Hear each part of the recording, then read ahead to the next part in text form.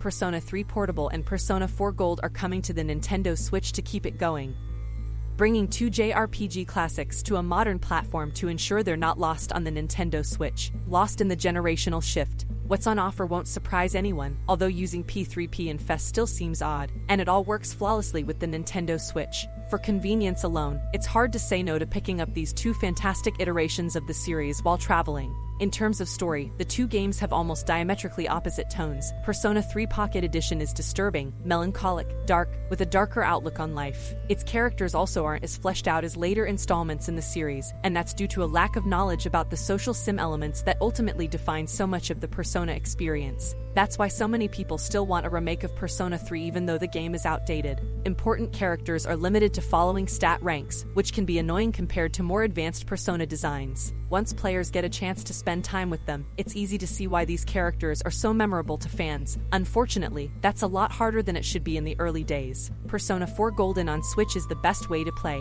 On the other hand, Persona 4 Golden's narrative is more polished, with slice of life helping to break up a more frustrating plot. It's a more balanced story, complemented by a social sim system that makes the characters more approachable and nuanced. The story and characters are great, and while some elements of both stories haven't aged as well as they should, they're still compelling stories that players will want to see through to the end. However, after briefly playing Persona 3 Pocket Edition and Persona 4 Gold Edition on the Switch, one thing became very clear: there are differences in gameplay between the two games. P3P is useful, but frustrating when compared to P4G's more extensive environmental exploration, team building, and grinding. Making time for social links in P4G is also significantly more popular, and unlike P3P, there never seems to be anything to do on any given calendar day. Both games are still great, but P3P badly needs a remake, not just a better coat of paint, to be among the best in its series. Persona 3 Portable's story, character, and world building still need to be preserved, but new changes to that world include better gameplay systems that build on decades of experience building this social sims communication and crawling.